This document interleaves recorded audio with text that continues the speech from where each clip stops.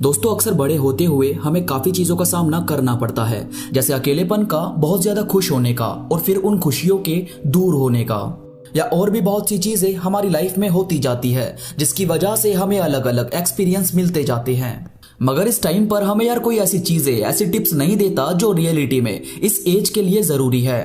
16 से 25 साल तक की एज ऐसी होती है जिसमें हम फेल भी होते हैं, सक्सेस भी, दोस्त बनाते भी हैं, दोस्त छूट भी जाते हैं, और रिलेशनशिप में आने की और फिर उसके दूर होने की चीजें भी इसी एज में होती है।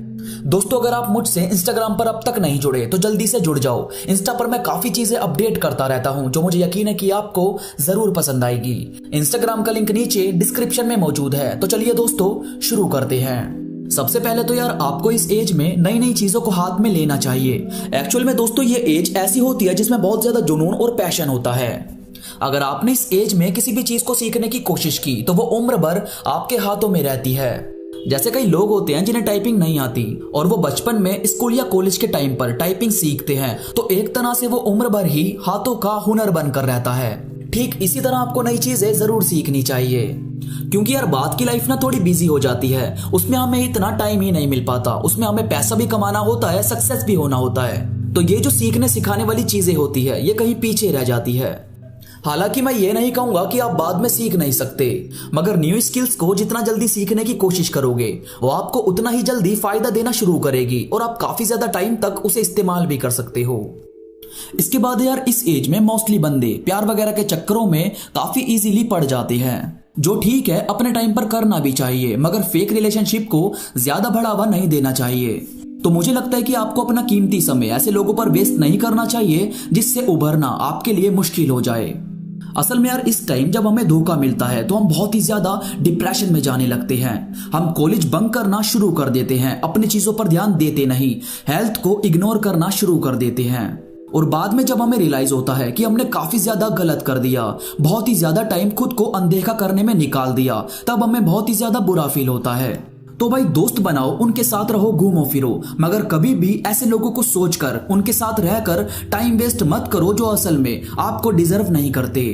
आपका खुद को इग्नोर करना बाद में आपको रियलाइज करवाएगा कि आपने बहुत बड़ी गलती को बढ़ावा दिया था। इसके बाद है अंडरस्टैंड दिस एज। आपको यार इतना तो मालूम होगा कि इस एज में लगी आदतें जल्दी से छूटती नहीं। मैंने बहुत लोग देखे हैं जिन्हें नशे की, स्मोकिंग की लत इसी एज में लगी थी और फिर बाद में वो फील करते हैं कि उन्हें छोड़नी चाहिए तो वो छूटती नहीं। और यार इस एज में सबसे ज्यादा जेलेसी, कंपैरिजन, रिग्रेट काफी ज्यादा फील होता है, क्योंकि आप धीरे धीरे दुनिया को समझ रहे होते हो, धीरे धीरे ग्रो अप हो रहे होते हो। तो आपको कोई इग्नोर करे या आपको कोई आपसे बेहतर दिखे और लोग आपको कम समझे तो आप में बहुत ही ज्यादा लो कॉन्फिडेंस फील होने लगता है। तो यार इस चीज को ज्यादा बढ़ावा मत दो। असली मैच्योरिटी वही होती है जिसमें आपको कोई फर्क नहीं पड़ता कि दूसरे क्या सोच रहे हैं। उसमें आपको आपकी खुद की वैल्यू का बहुत अच्छे से अंदाजा होता है, आपको मालूम होता है कि आप क्या हो। तो सेल्फ लव बहुत ही ज्यादा जरूरी है। अगर आपने खुद की वैल्यू नहीं समझी, खुद को दूसरे से कंपेयर किया, खुद को कम आंका, तो हर एक सेकंड आप खुद को ये बताते रहोगे कि यार तू कुछ नहीं है, तू कुछ नहीं कर सकता, और ये चीज बार बार आपका दिल दुखाएगी, आपके माइंड को ये एग्री करने पर मजबूर कर देगी कि वो डल है। मगर हर इंसान अपने आप में एक जीनियस है, बस अगर वो एग्री करे तो। आपको अपने काम पर, अपनी चीजों पर ध्यान देना चाहिए। आपको देखनी चाहिए वो चीजें जो अगले 1 साल में आपको पैसा कमाकर दे सकती है, जो अगले कुछ दिनों में आपकी हेल्थ को बेहतर कर सकती है। इसके बाद है कुछ छोटी छोटी बातें जो अक्सर हमारे साथ इस एज में रोज ही होती है।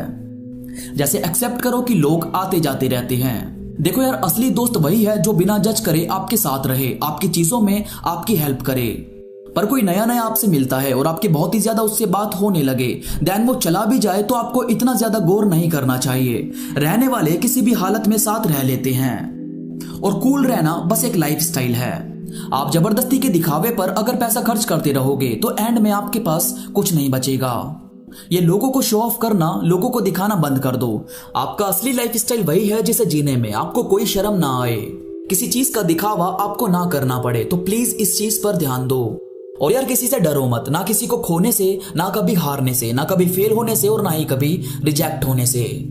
ये सब कुछ आपके लिए बहुत जरूरी है। आप जब तक इन सबको फेस करोगे नहीं, आपको कुछ समझ आएगा ही नहीं कि ये भी लाइफ है। और जब लाइफ समझ में ना आए तो हम इमेच्योर रह जाएंगे और फिर बड़े फैसलों को लेने में, बड़ी सोच को जन्म देने में दिक्कत करेंगे।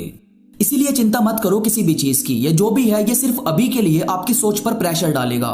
बाद में आपको रियलाइज होने लगेगा कि हाँ वो चीज आपके लिए बहुत जरूरी थी। दोस्तों मुझे उम्मीद है ये बातें आपकी बहुत ही ज्यादा मदद करेगी, आपको अपनी एज के लिए नए थॉट्स नई बातें जानने को मिली होगी। वीडियो पसंद आई हो तो लाइक करो और कमेंट करके मुझे भी बताओ।